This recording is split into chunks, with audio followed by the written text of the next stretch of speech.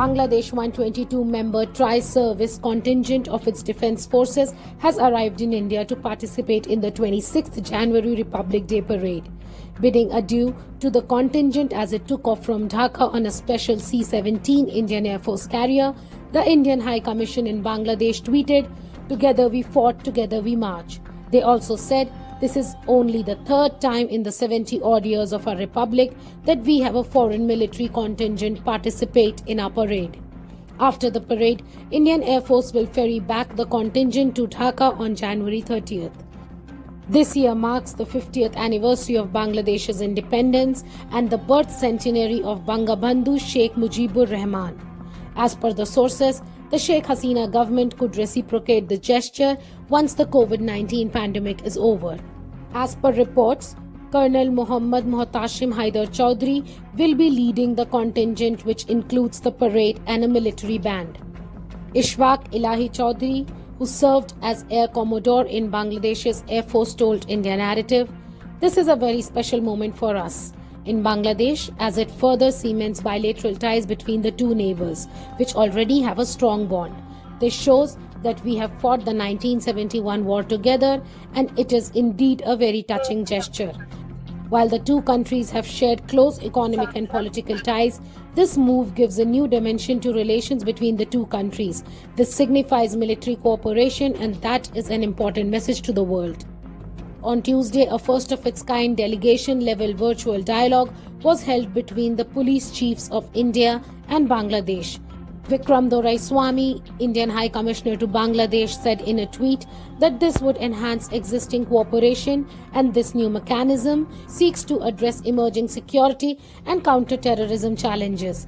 India has requested Bangladeshi startups, academia and students to participate in the upcoming virtual international summit Prarambh, aimed at encouraging startups. Prarambh, Utsaha, Parambalam. Startup India International Summit. On December 17th, Prime Minister Narendra Modi and Bangladesh PM Sheikh Hasina held a virtual bilateral summit, signing a host of MOUs and inaugurating the Haldibari-Chilahati railway links connecting the two countries. PM Modi will also be joining the 26th March celebrations in Dhaka to mark the 50 years of independence of Bangladesh.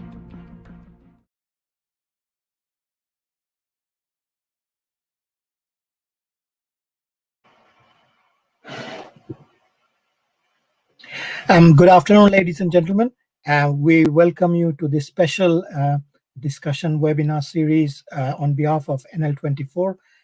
We are showcasing a very landmark day upcoming in modern history, which is the 72nd Indian Republic Day, and in it a special contingent of the Bangladesh Armed Forces has flown into Delhi from Dhaka to take part. So we showcase this bilateral bond of friendship, and we have a very distinguished panel here who will deliberate on this, very special event. I would like to start with His Excellency Mr. Julkar Nain, who is the Deputy High Commissioner for the People's Republic of Bangladesh in London. Mr. Nain, he's an expert in foreign affairs, and he has deliberated on very key issues relating to foreign policy, especially the Indian subcontinent. He has held key positions in different countries, especially in Asia. So we welcome you, sir. I would give the floor to you so you can make your opening remarks. Thank you very much, sir. Mr. Nain. Thank you. Am I audible? Yes, everybody? Yes, we can hear you, sir. Yeah. Thank you very Honorable Lord UK and respected Shahriar Bhai, whom I see him after quite a long time. I believe 8 years. When I was in Dhaka, I saw you at the Mizarul Qais sir's room, and we discussed a little bit about independence and Mukti Juddha Museum. And respected panel members and participants, and respected, of course, Pirojit Da, whom I have the opportunity being in London to discuss interesting issues surrounding the liberation war, independence, and many other things. So, good afternoon. This is my really great pleasure to join you on this momentous occasion of reflecting on this year's celebration of 72nd Indian Republic Day. We are happy to learn that this year the special focus is being accorded to Bangladesh-India relation.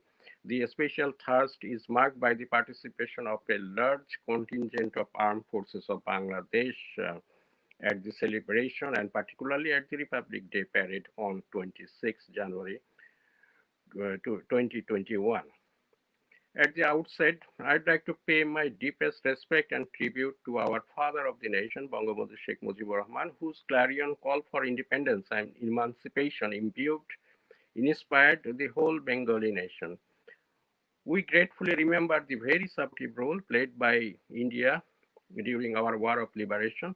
In fact, I'd like to mention that it was indeed a most befitting that our Prime Minister Sheikh Hasina, during her visit to Delhi in April 2017, had personally honored the members of the families of war martyrs of India through an unprecedented Sammanana or honoring ceremony in Delhi.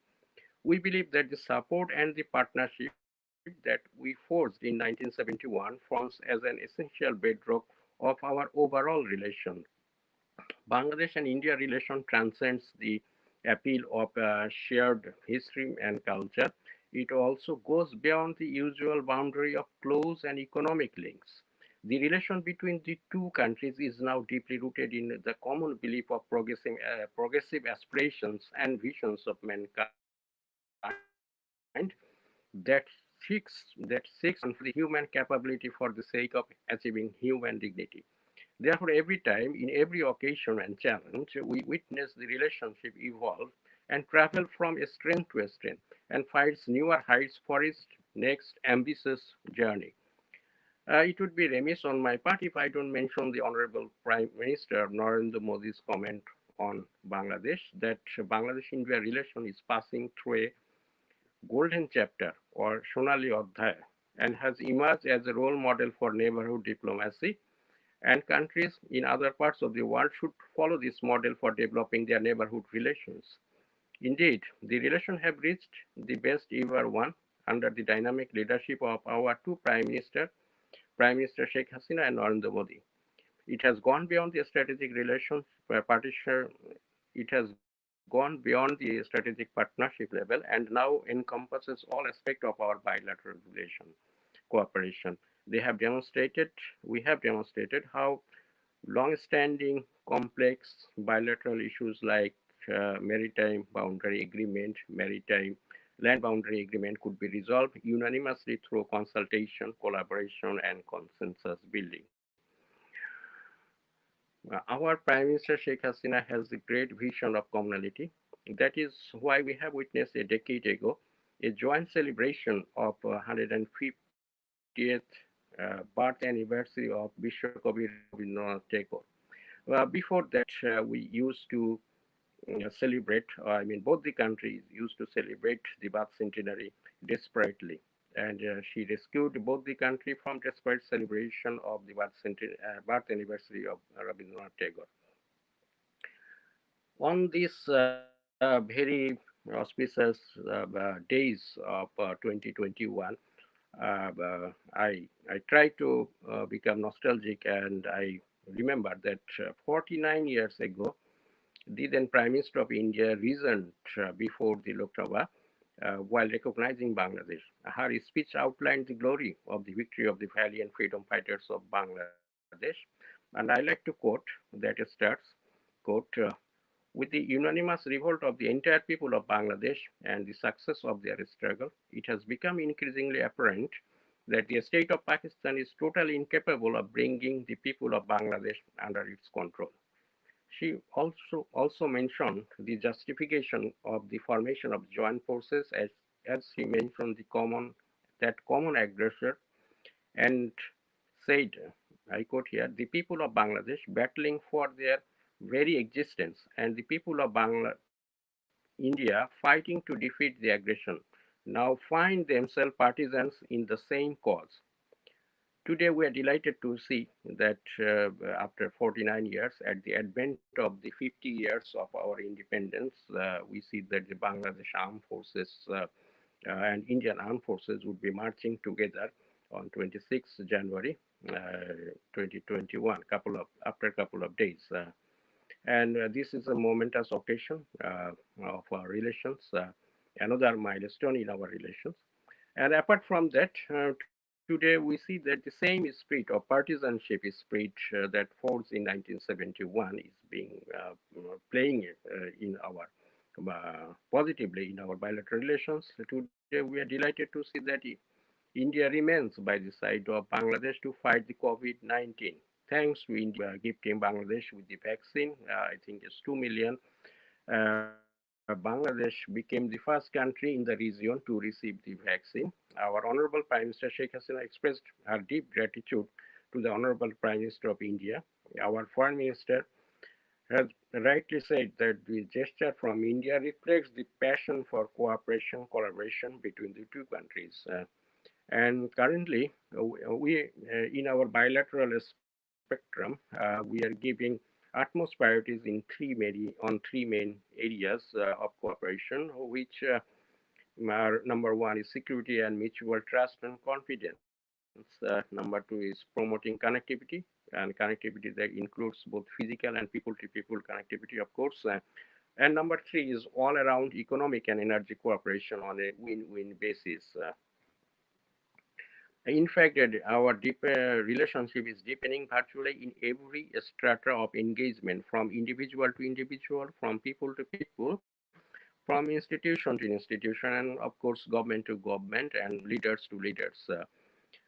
Finally, I believe that the participation of Bangladesh Armed Forces contingent at this year's Republic Day celebration is certainly a golden moment for both the countries, especially for the armed forces of Bangladesh and India, when both the nations are celebrating birth centenary of the father of the nation, Bangabandhu Sheikh Mujibur Rahman, and the golden jubilee of our War of Liberation.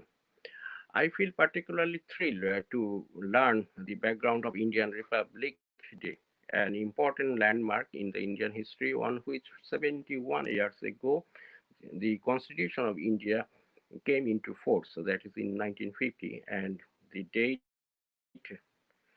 26 January got etched in the history for eternity. Likewise, you know that in Bangladesh, we take our constitution seriously. We take our constitution as solemn source of inspiration. We take oath of allegiance by keeping hands on constitutions.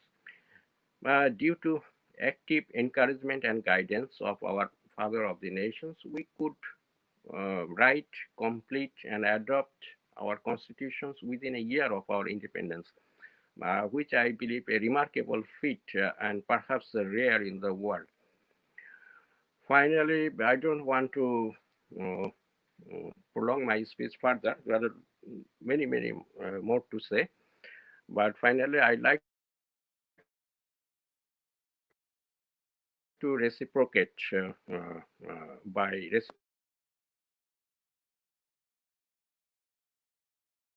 Sorry, I think there must have been a technical snag, so we have lost the Deputy High Commissioner, but I'm sure we will re-establish connection.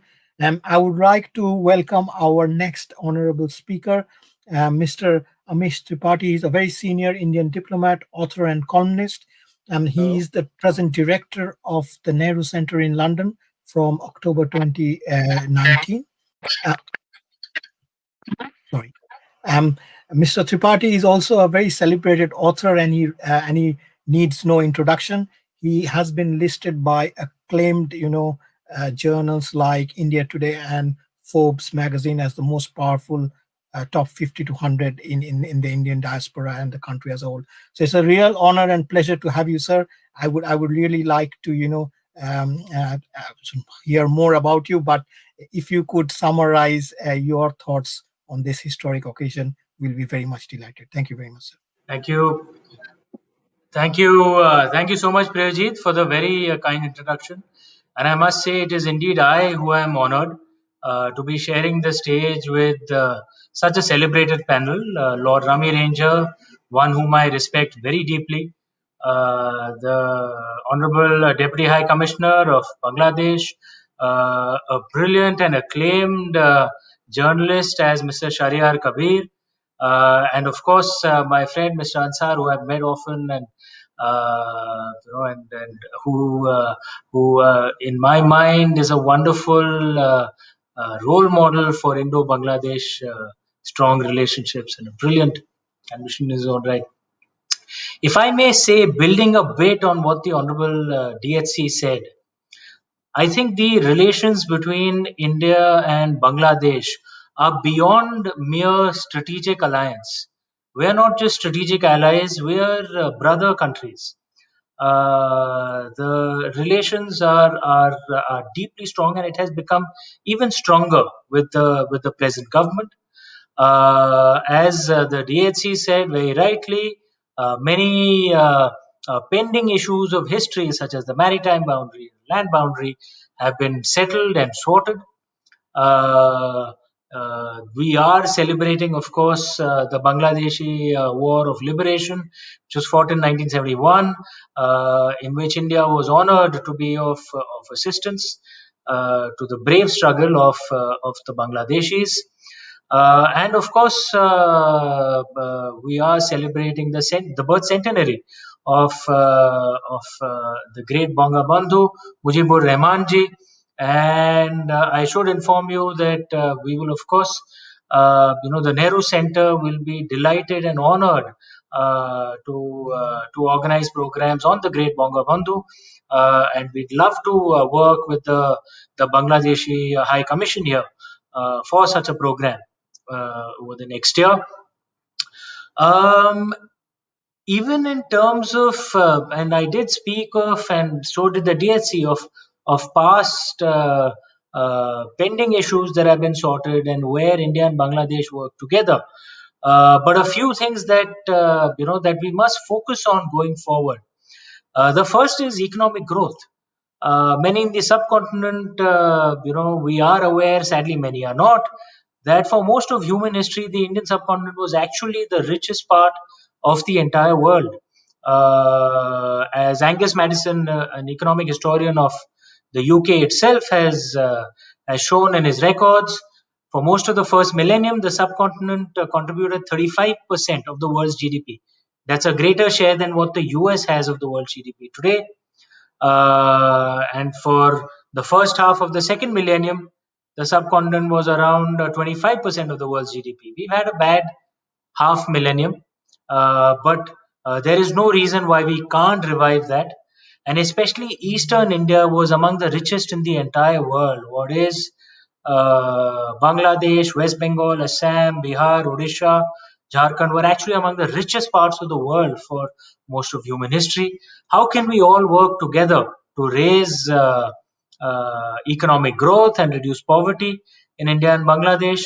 And the second thing which remains of critical importance, which the world has ignored, is the crimes that were committed in 1971 by the West Pakistan Army of that time. Sadly, many in the world are unaware of the genocide that took place. Estimates vary, but millions of people died. Millions of women were, hundreds of thousands of women were raped. This is something that must be discussed, and there must be justice on this. Regrettably, the world is not aware of this. The world does not speak enough of this. Even more regrettably, many in the subcontinent are also not aware of this, and this is tragic. And what can India and Bangladesh do together on this to make sure that the world becomes aware of the crimes that were committed by the then West Pakistan Army in Bangladesh? This must be spoken of and discussed. In my mind, these are the two key agenda items, perhaps from my own small perspective, that we should look at. What can we do on economic growth, and what can we do on this historical tragedy?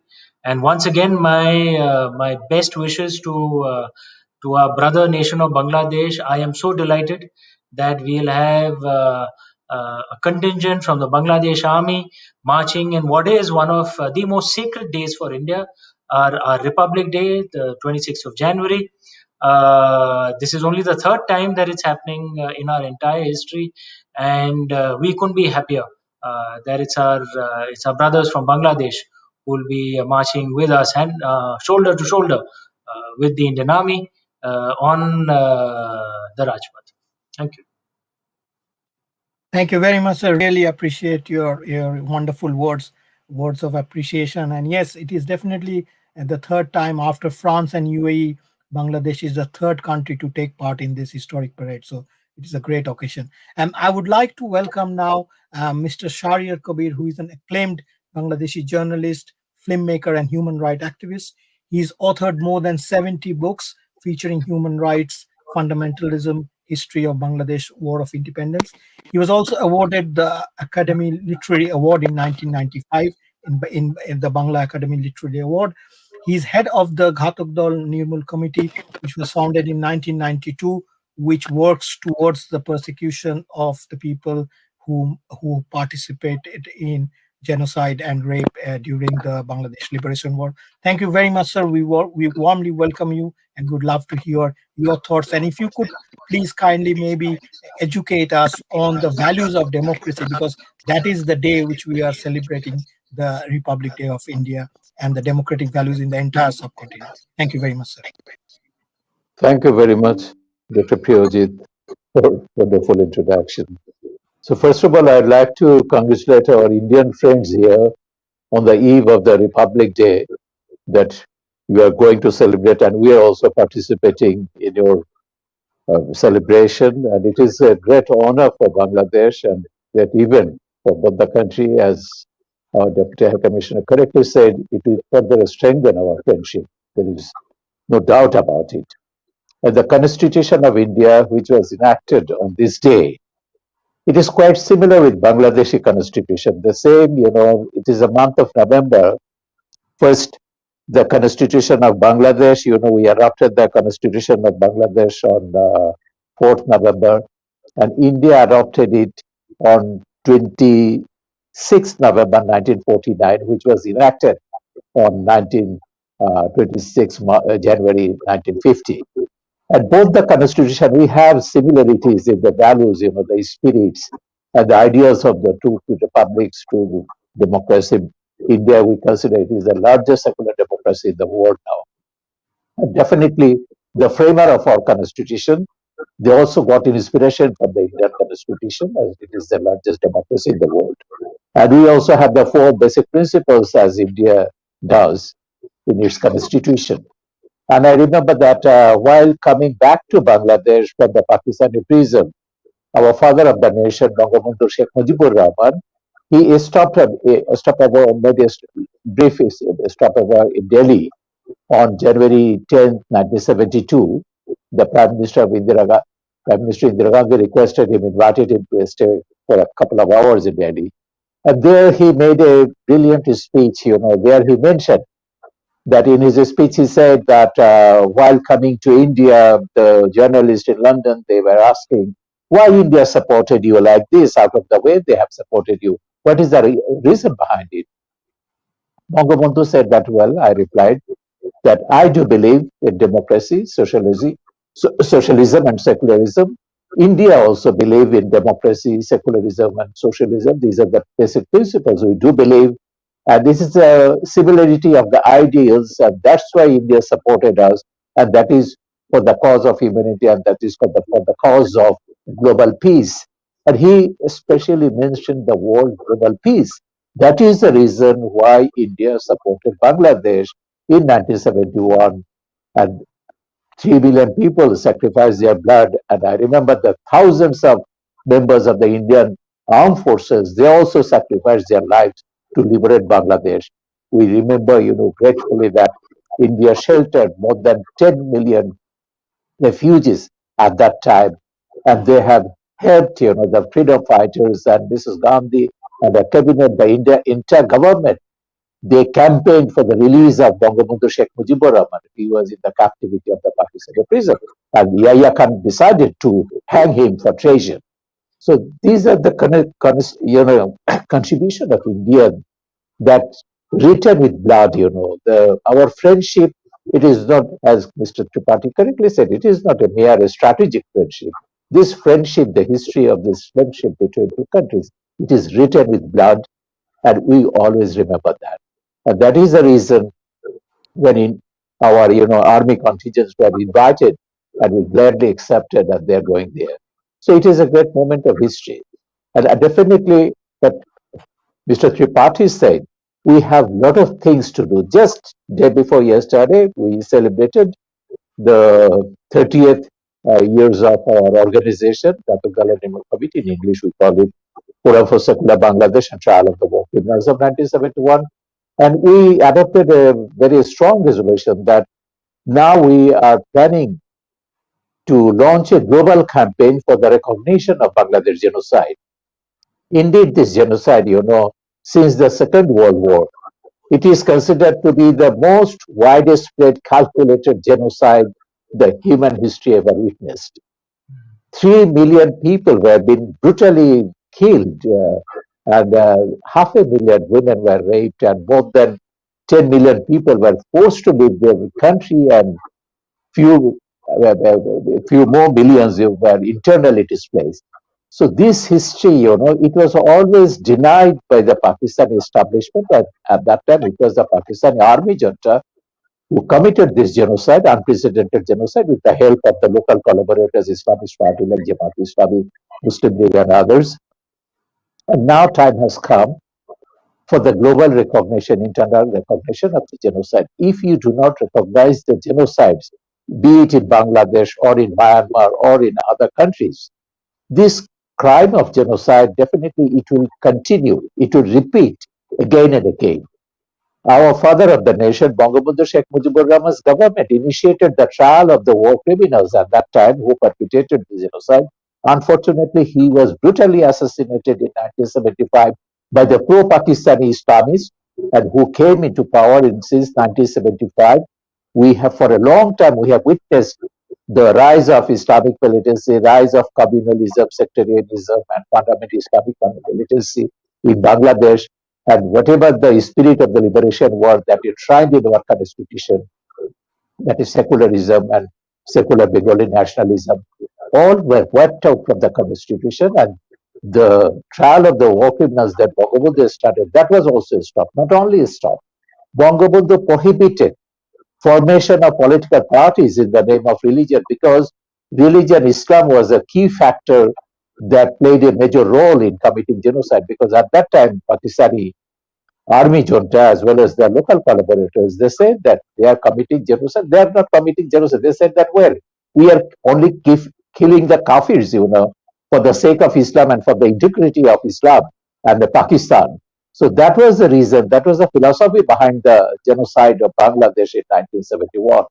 So that's why Bangabandhu prohibited formation of religion-based politics, and all these parties who collaborated or who abetted the army junta.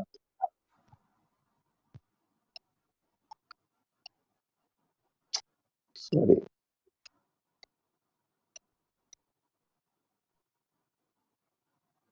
Hello. Yes, there was an interruption.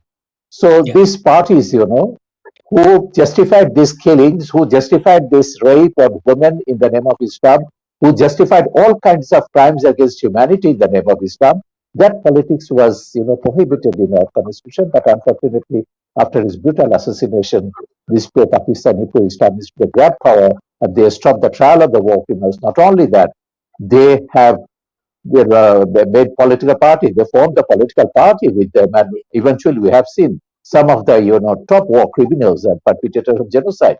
They became the ministers. That is the most ironic and unfortunate part of the history of Bangladesh.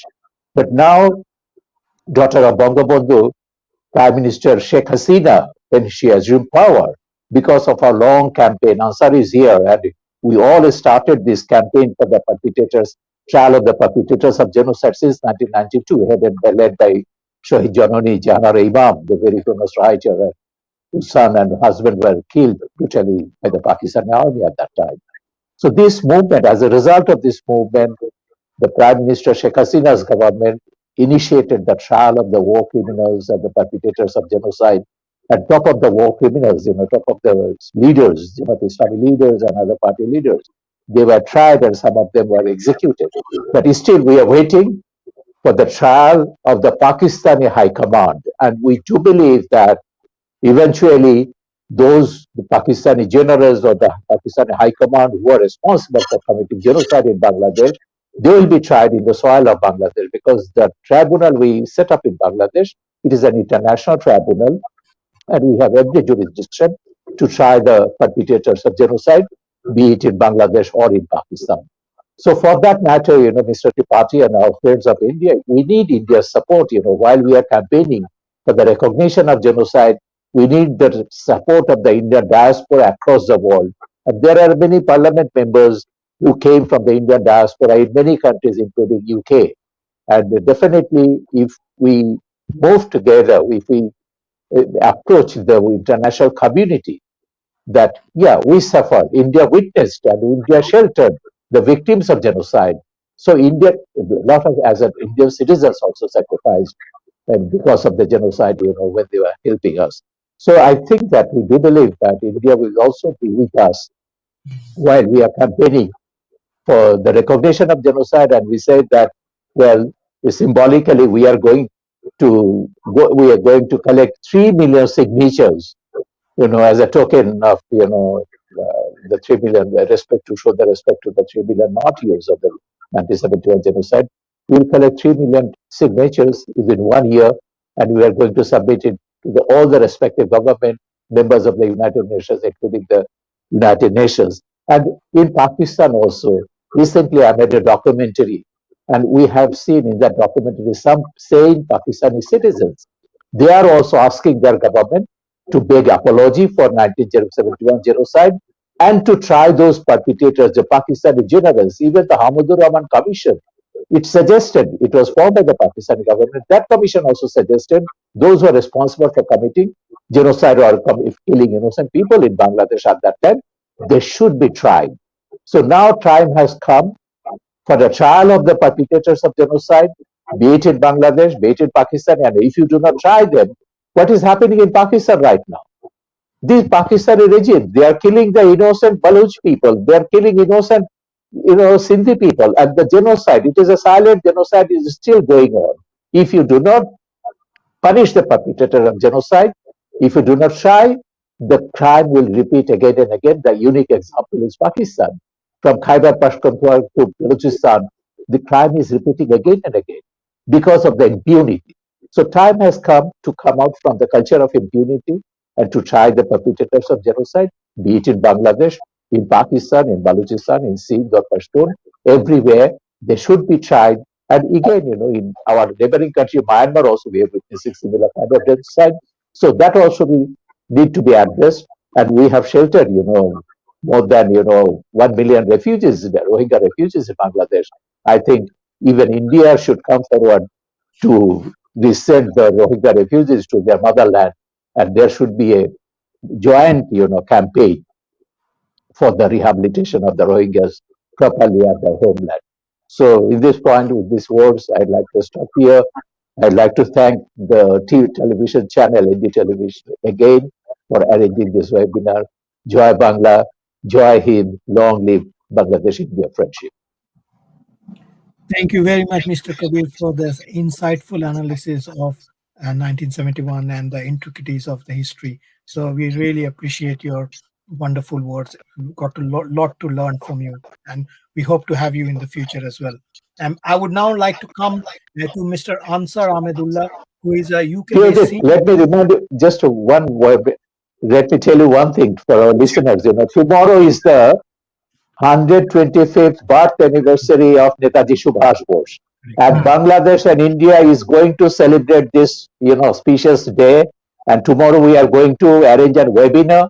In our webinar, the Education Minister, Dr. Dipumoni, will be the chief guest, and Indian High Commissioner, His Excellency Mr. Doraiswamy, will be the special guest, and scholars from India and Bangladesh, they will join in our webinar. And we are going to celebrate the birth anniversary of Netaji Subhash Bose, first time in Bangladesh, jointly with India. So that is also a great occasion for us. So thank you very much. Sorry, may I say one thing, Dr. Please. Brady? Mr. Ansar, please, sorry, just 1 minute. Mr. Shariar, you got me emotional by saying this. Thank you so much. Netaji Subhash Chandra Bose is one of our greatest heroes. The Nehru Center will also be celebrating his 125th birth anniversary tomorrow. Thank you so much for honoring Netaji Subhash Chandra Bose like this. And Joy Bangla, Jai Hind.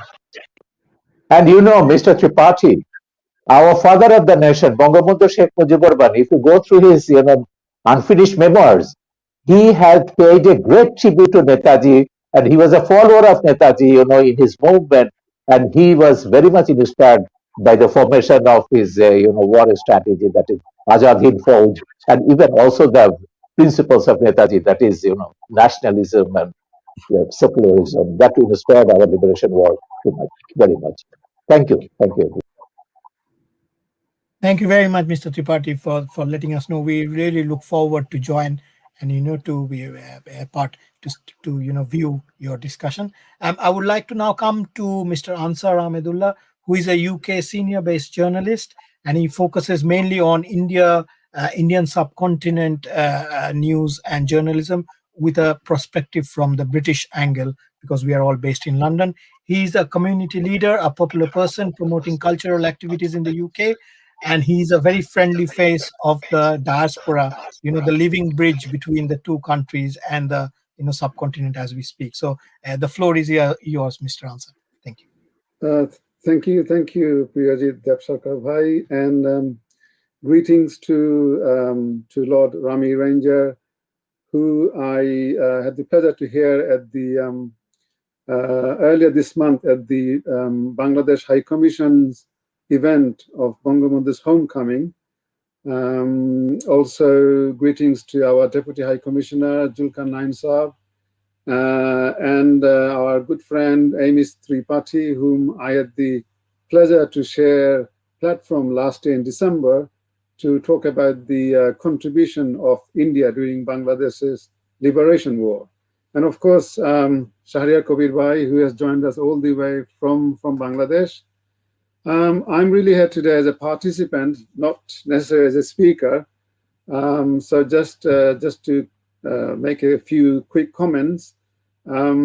As we are celebrating the Republic Day of India, which obviously is the adoption of its constitution, and we are focusing on democracy, you may know that the people of Bangladesh has fought long years for democracy. Initially within the state of Pakistan during the 50s and 60s, we fought against the military dictator Ayub Khan, later on Yahya Khan. And then, of course, within Bangladesh period, from 1975 onwards, we fought against two other military dictators, Ziaur Rahman and then later on General Irshad. So democracy is very, very much close to the heart of Bengalis, and we feel very passionate about it. And as both our Deputy High Commissioner and Shahriar has mentioned, that the Bangladesh Constitution has adopted democracy as one of its 4 founding principles. And I, with others, definitely very pleased to hear that the contingent of Bangladesh Armed Forces will be joining the Republic Day parade, as the Bengali freedom fighters and the Indian Armed Forces fought shoulder to shoulder in '71. Though today we are politically divided, but we all come from the same region of South Asia, and we do share a historical, a shared history, as well as the contemporary struggle of 1971. I think with increased cooperation, and our Deputy High Commissioner has already mentioned some of the initiatives between India and Bangladesh. I think we can definitely strengthen our relationship in order to live in peace and prosperity in South Asia. I just want to touch upon a couple of things that both Amis Tripathi and Shahriar mentioned. On the issue of war crimes, I think the world community and the United Nations has failed Bangladesh. But the world community has recognized the genocide committed in Cambodia, in Bosnia, in Rwanda, and they've initiated, tribunals. Yet for some odd reason, Bangladesh genocide has been overlooked, both by the world community as well as United Nations. And I think this is where perhaps India can assist us in our own trial. As you know, the POWs were taken to India after the war, and the alleged list of 195 war criminals of the Pakistani forces were also, taken to India. So I'm sure India might be able to help us with documentation of any such trial in the future. So there are plenty of scope for, working in partnership. And as you said, it's not just a strategic alliance. It's, we are neighbors. We are from the same region. So I think we can only wish for further strengthening of the relationship between the two countries and the people of the region. So I shall end by saying, long live our friendship and relationship between India and Pakistan, India and Bangladesh. Thank you. Thank you very much, Ansar Bhai. Really appreciate, and it's always delightful to hear you. And now, ladies and gentlemen, I would like to invite our guest of honor, His Excellency Lord Remy Ranger. He has innumerable laurels to his credit. He has established the British Sikh Association in the UK. He's a fellow of the Prince's Trust. He has served on the UK Prime Minister Apprenticeship Delivery Board. He's co-chairman of the Conservative Friends of India and one of the ambassadors of the Conservative Party Treasury Department. He's the chair and the host of the Conservative Foreign and Commonwealth Dinner more than once. And on a personal note, he has some family recollection of 1971, which we would definitely, love to hear from his mouth. So without any further ado, the floor is yours, sir. Thank you very much. Priyajit Devaskar, thank you very much for inviting me and organizing this very moving and inspirational event. I was really touched by the Mr. Shahryar Kabir's account of what happened in Bangladesh, and I echo the sentiment of Amish Tripathi ji that we should have a Holocaust memorial. Our children should know the Jewish people suffered Holocaust. They have a memorial. They never let anyone forget. Any visitor going to Israel will be taken to that Holocaust museum to bring home the suffering they went through. Similarly, the people of Bangladesh have the right to be heard in the United Nations. Now, India is a member of the Security Council for a few years, so it is a good time to take this matter further, because people should never escape justice. Those who have perpetrated crime must face the music, because now Bangladesh is an independent sovereign country and must raise its voice to honor those who's perished because of those dictatorship days of when you were there. But anyway, let me start now by thanking the Deputy High Commissioner, Zulfikar Bain. He spoke very eloquently. He emphasized the relationship between India and Bangladesh.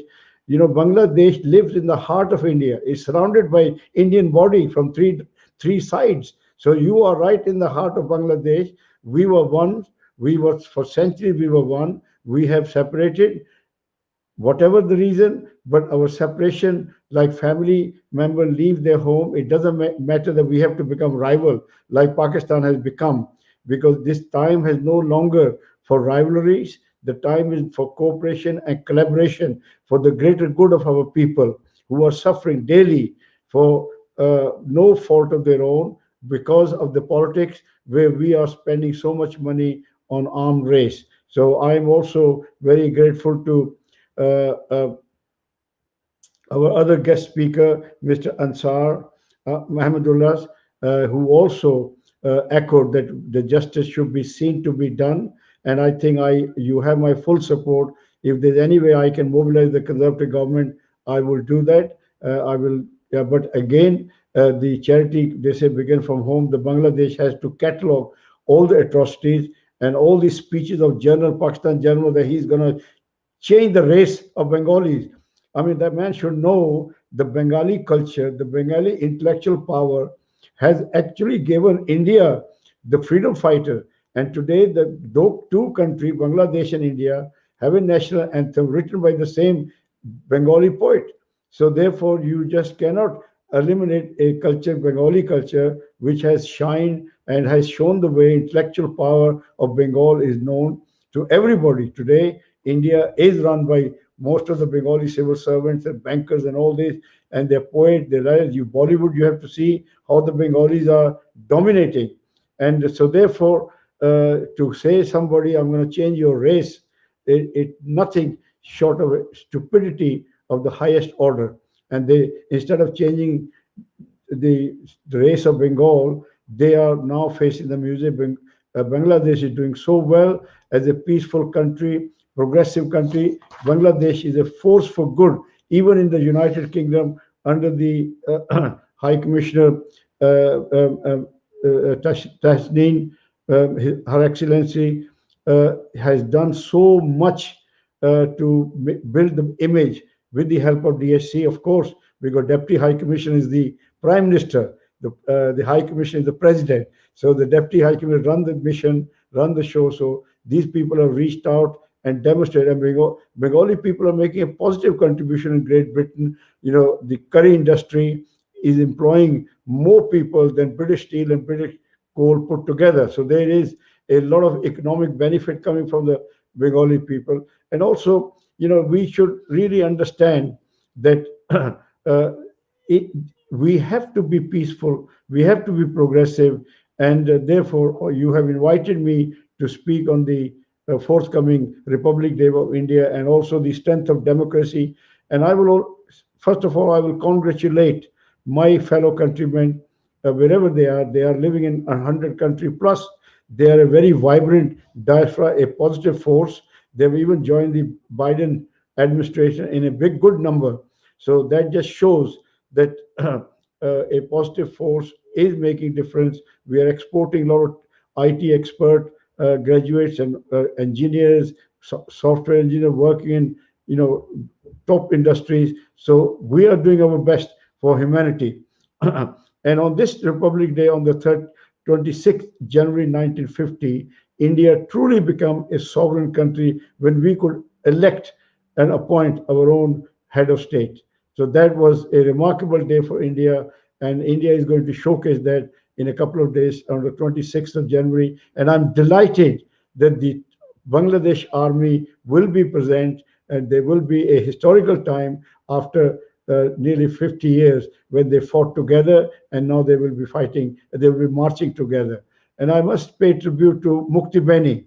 As you know, my brothers, 5 brothers was in the Indian Army, and one of them was posted to, his job was to train Mukti Beni, and his words were, he never seen so much passion and the commitment in the heart of the young Bengalis. They were ready to fight, even without rifle. They said, "We give us anything, we will go and defend our country." And I would like to pay tribute to Bangabandhu for his vision to give Bengali people a sovereign country where they can now they have become a master of their own destiny.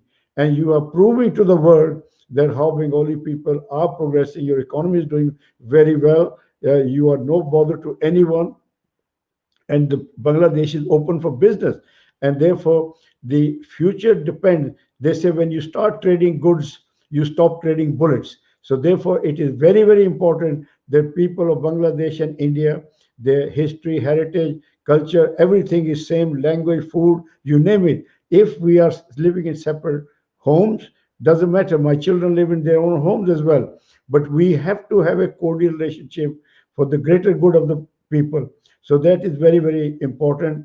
And just to come back to the Bangladesh, that in 1947, 2 countries were born.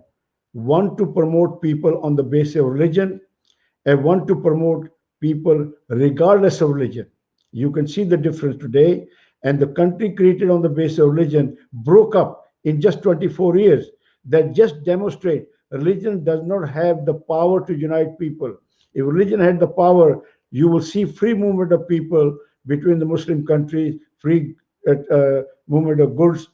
It's far from the truth.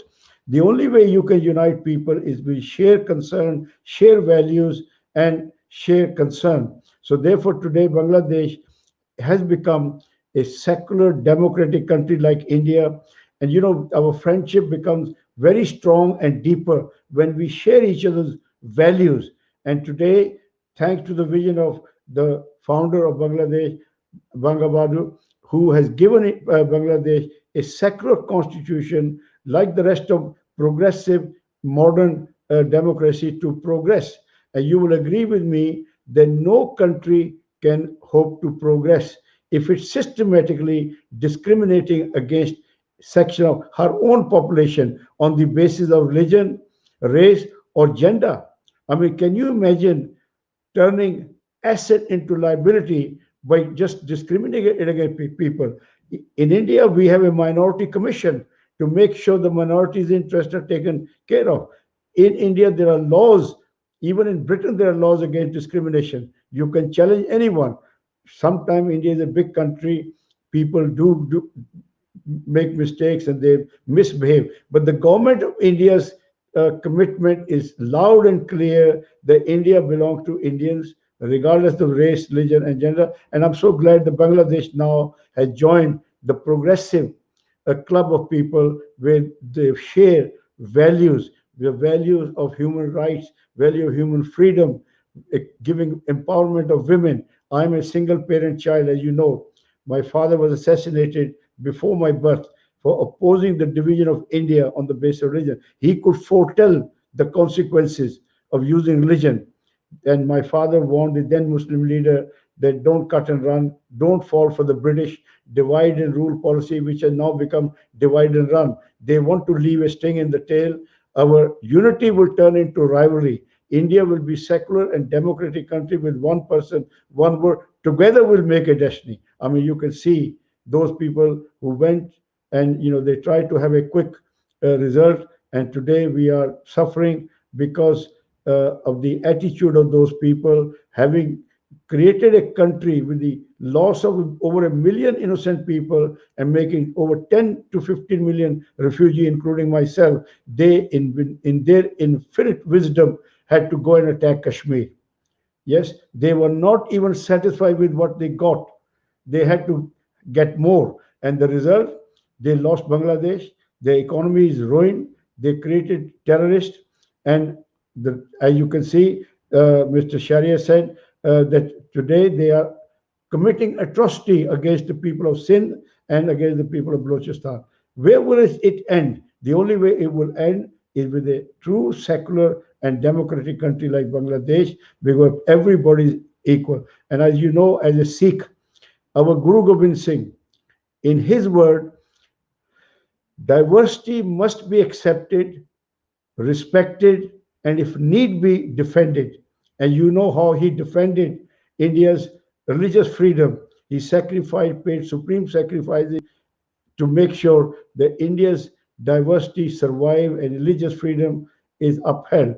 And in the process, today we can see an ancient Indian civilization thriving, the civilization which has never attacked anybody, a rich civilization which teaches the children Vasudeva Kutumbakam, the world is your village, a civilization which welcomes everybody from Parsi to Jew to Muslim to Rabid. They are living and happily in that civilization. So therefore, we must celebrate diversity, and the strength of a country is celebrate diversity. And more importantly, religion is a force for good. It should never be used to divide humanity or to create difference. Everybody loves their religion, everybody loves their mother. It doesn't matter. You do not have the right to tell me that my mother is not as good as yours or your religion is not as good. This is the bone of contention. So religion should remain a private matter, not a state matter. So I salute the people of Bangladesh for opting to a secular constitution where there will be no infighting between the citizens of a great country. Women empowerment is very, very important for a civil society. Yes, women are not equal to men, they are better than men. I can prove it to you. My mother was left with 8 children, lost her country ancestor home, and the way she rose to the challenge, even though her family was saying send them to orphanage, she said no. But luckily, she was educated. She could get a job in a kindergarten and brought us up through immense difficulty. And the same mother gave 5 of her sons to the defense of India and received the proudest mother title. And one of them, my brother, was training the soldier of Mukti Beni, and he said, I've never seen so much passion, spirit in the heart of young Bengalis. They were ready to do anything for their freedom because they suffered enough. And I think this is very, very important that we must bring to justice those people before it's too late. And the world should know that you can't get away with it. So many people in Kosovo, in people have been arrested for genocide about the Muslim of Kosovo, and so you can see the history there. So the nobody should have a double standard. The Bengali people have the same right to be heard their plight. And I would request the Bengali people to have a Holocaust museum where students are taken bus loads to see that freedom you enjoy today was the price these people paid with their lives. So you must keep this freedom so dear, so special that it is history, as I think Mr. Kabir said, that if you don't learn from the history repeats itself. So, gentlemen, I appeal to you that the friendship between the India and Bangladesh is not a friendship. We are related. We are one, but we need to remain one. We won't say it's a friendship. It is a relationship which was developed over centuries ago. So now we have to strengthen it with our right policies. The policies we respect each other and we honor each other's interest, and that's how we will build a better future for the people of India and Bangladesh. And I'm so delighted that today I saw a tweet from the High Commissioner of Bangladesh thanking the Prime Minister of India for the gift of 20 lakh COVID vaccines. So that just shows how a neighbor should be. And I think we look forward to seeing the day when India and Bangladesh will be like America and Canada. And it's very, very important that we celebrate the life of Bangabandhu, because today we are free on one side. The people of India owe a debt of gratitude to the leadership and the vision of Bangabandhu, who gave a sovereign, a country on the side, which now has no problem with India. We can now get on with our life without worrying that somebody at the back is trying to stab us. So therefore, every Indian should celebrate the life of Bangabandhu. He was a great visionary and created a country which is a force for good now. And everywhere we go, the Bengali people are enjoying the respect they always needed and deserved. And I have very great friends here. And finally, I would like to just pay a compliment to Amish Tripathi. He's a young, dynamic director of Nehru Center, a pride of Indian diplomatic corps. He is very active, and his center is a hub of cultural activities. It has become a mini India in the heart of India. So there you are. We are all one, and we should remain one. And may our friendship go from strength to strength. And I tell you today, the team of Bangladesh High Commission is so proactive. Even the Indian High Commissioner is so proactive. They're reaching out to the diaspora people, the relationship. I think a few weeks back, I was honored to be invited to celebrate the 50th anniversary and the centenary of the founder father of Bangladesh. It was a very inspirational, emotional event, very beautifully organized by the High Commission of Bangladesh. How they were able to connect with so many people across the world, it is a tribute to the leadership of Munaji. So on that note, Jai Bangla, Jai Bharat, Jai Hind. Thank you so much, Lord Remy Ranger. I cannot thank you enough for your words of wisdom which you have shared. And I'm sure the essence of today's conversation is that we share an umbilical cord relationship, which is inseparable. So I would just, because we have come to the very end of the program, maybe within a minute, your closing remarks, please, starting with the Deputy High Commissioner.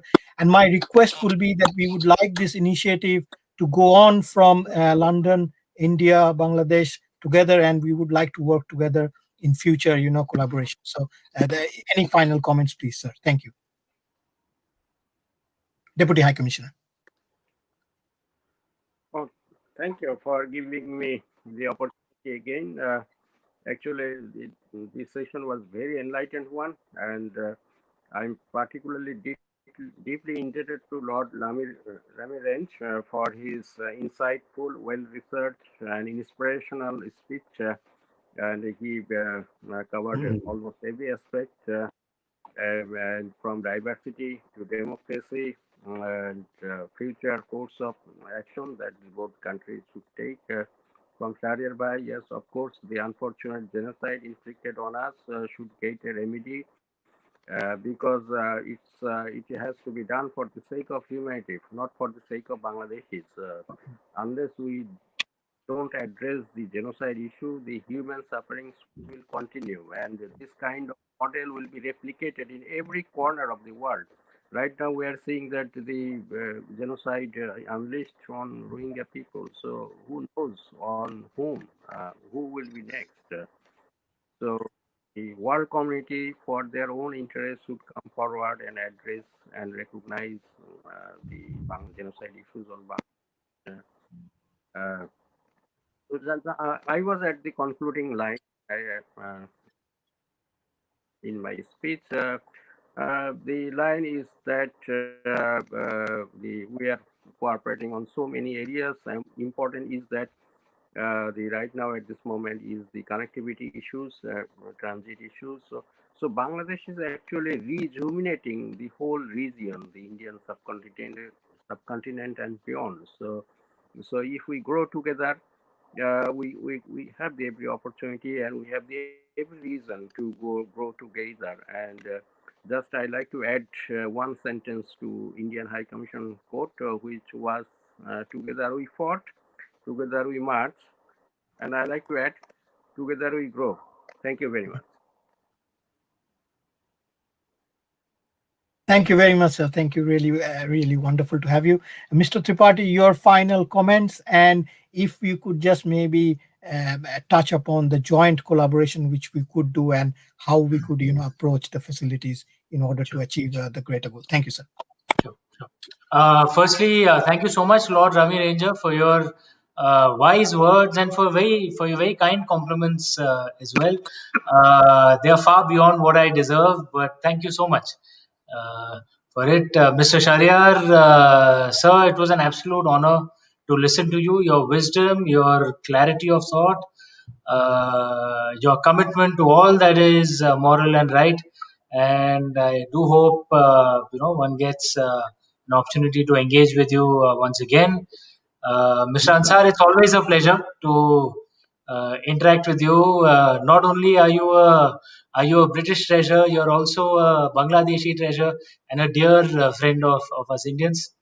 And DHC, the Honorable DHC of Bangladesh High Commission, we must find ways to work together. The Nehru Center is the cultural wing of the Indian High Commission, and the way we see it is of our task is of course to engage with the Indian diaspora and to engage with the native British, but it's also to work closely with our friends and brothers in the region. So the Bangladeshis, Bhutanese, Nepalis, Sri Lankans, who are all our dear friends, our dear brothers, and I would love to do programs jointly. Perhaps a program on the great Gurudev Rabindranath Tagore and the great Nazrul Islamji. If we could do a joint program of the beautiful Bengali poetry. I've studied in Calcutta for 2 years, so I learned a little bit of its beauty, but sadly I wasn't born Bengali. But we must do programs like this and bring Bangladeshis and Indians closer together, not just in the subcontinent, but in the UK as well. Thank you very much, sir. Really appreciate. Thank you. I would like to now come to Mr. Shahriar Kabir for his final comments and maybe touch upon that post the COVID pandemic, how we both, can collaborate, and especially from a UK point of view. Thank you, sir.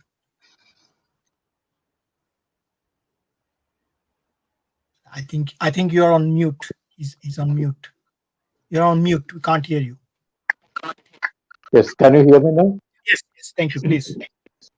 Yes, I'd like to thank Lord Remy because of the way he paid his rich tribute to the freedom fighters. And I can tell you, Your Lordship, that in 2017, Bangladesh, for the first time, we observed National Genocide Day. It was marked on 25th March, when the night when Pakistan Army declared this, started Operation Searchlight, and they killed 100,000 people in a single night. So that is, observed in Bangladesh as a National Genocide Day. On that particular day in 2017, we went to Bongo Bhavan, that is the official residence of our Honorable President, and we arranged a program, to pay tribute to the martyrs of the Liberation War. But when we pay tribute to the martyrs of the Liberation War, it doesn't mean only 71. We started paying tribute to those, martyrs who sacrificed their lives for freedom, starting from Queen of Jhansi, Mangal Pandey, Bhagat Singh, up to, the martyrs of 1971. We paid tribute to all of them, and you will be glad to know that in Bongo Bhavan, we planted trees. Symbolically, we planted 25 trees named after Queen of Jhansi, Jhansi Ki Rani, and Mangal Pandey is there, Bhagat Singh is there, and Bagha Jatin, Khudiram, Surya Sen, all are there, including the freedom fighters who sacrificed their lives in 1971. And you'll be glad to know that one of the, freedom fighters who sacrificed his life in Brahmanbari in Bangladesh is Albert Ekka, Lance Naik Albert Ekka. He got the Paramvik Chakra in India. We also planted a tree in his name in Bongo Bhavan. So this is the way we related the history of our liberation struggle with the history of the Indian liberation struggle. It's a continuation. What Bangabandhu, while paying tribute to Netaji Subhash Bose, Bangabandhu said it categorically. We got inspiration from the liberation struggle, freedom struggle of India. And that's why, well, in Bangladesh we succeeded, but well, in India, Netaji had some problem. Well, I don't like to discuss the history here, but definitely we must pay our tribute to those freedom fighters, those martyrs who fought the liberation war against the British colonial rule, power, and who was our source of inspiration and ever remain as our source of inspiration for in the coming years. Thank you very much. Thank you very much. I really appreciate it. Thank you. I would like to come to Mr. Ansar Bhai for his final comments, especially from the diaspora point of view, please. Thank you. I mean, I must thank all the speakers for their wonderful, positive and honest contribution. I must also thank Lord Ranger for his sharing some of his personal stories as well as his personal tragedy. It's not often that people share their personal stories in a public forum. So thank you for that. And I think all the speakers have emphasized on shared values and working together, including Shahriar Bhai, our Deputy High Commissioner, Zulkarnain, and Amish Tripathi. I think the last two speakers who are based in London, I'm sure we can chalk out a plan of activities between the Nehru Center and the High Commission in London, because I think with continuous dialogue and working together, we can only build on the strength of our relationship. So thank you again to all the speakers and Priyajit Bhai. Thank you. Much Thank you. appreciated. Thank you very much. Your Lordship, I come to you for your final comments before we close this fantastic evening. Thank you, sir. Priyajit, I thank you once again. It's a wonderful forum. Lots of information has been exchanged, useful information, I must say. And as a humble man who started his journey from a refugee camp without father, I learned one thing in my life: the greatest strength of a nation is her people. If people are oppressed or suppressed either by state or by religion, if you put people in the religious state jacket, or the state or the dictators or the military generals are oppressing the people, then people are unable to develop wholesomely. And those people will never be able to contribute much to the wider world or to society. So the people empowerment is the most important. And today, Bangladesh has a great role model, a woman Prime Minister Sheikh Hasina. A women empowerment is an example in front of me. I could have been cleaning shoes at Chandni Chowk in Delhi, or somewhere I would have been selling, in I don't know what would have been my future. The women empowerment is prerequisite for a civil society. So the Bangladesh has demonstrated there's a women taking forward her father's vision for the people of great nation of Bangladesh. So therefore, please copy what you want to be. If you want to become a country like a religious state, then follow their values. But if you want to follow a country like Great Britain, Canada, America, India, where people are never encouraged to use religion to devalue their fellow citizen, then a choice is yours. But I am a living example who's been honored by Her Majesty the Queen on 8 occasions. No father, no elite education, no family wealth, no old school boy network. And I came in 1970 when the country was very hostile to the immigrants. Our food they could not stand. Today they can't get enough of curry, thanks to the Bangladeshi chain of restaurants. Yes, they made the curry the national dish of this great country. So I'm just saying that people should not be oppressed or suppressed. Religion is a private matter. Let's keep it for our own spiritual uplift. Religion will not help you pay your electricity bill or get your driving license or get you a job. Yes? So please, value which you have inherited from Bangabandhu, hold on to those values.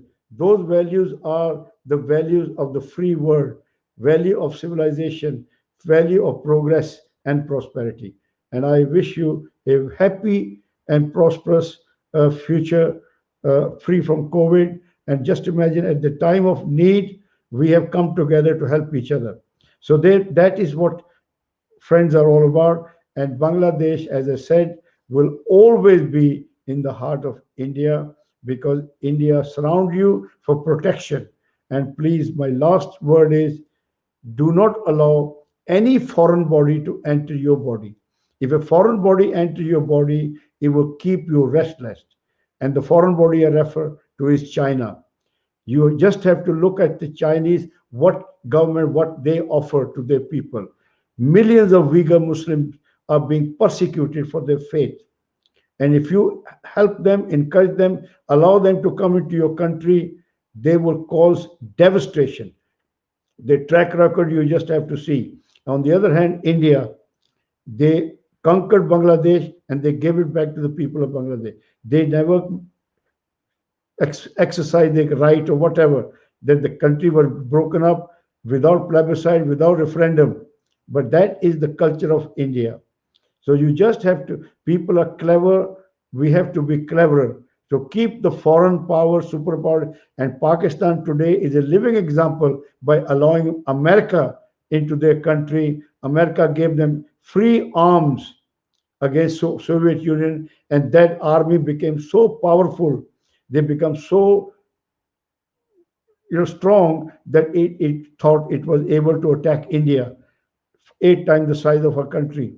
Yes, That what happened. The army has now swallowed all democratic institution of Pakistan. It has changed the character of Pakistan forever. So my request is empower your people and lock your door and don't call anyone a thief.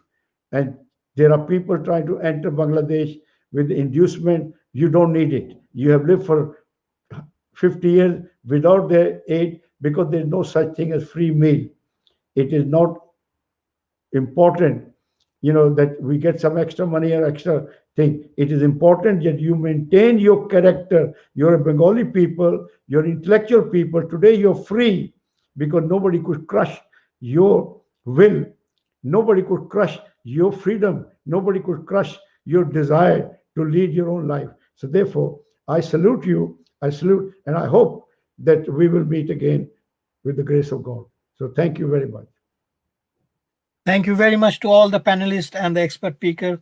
Really appreciate your time. Ladies and gentlemen, we have come to the end of the program. Hopefully, we'll see you very soon. Thank you very much. All the very best.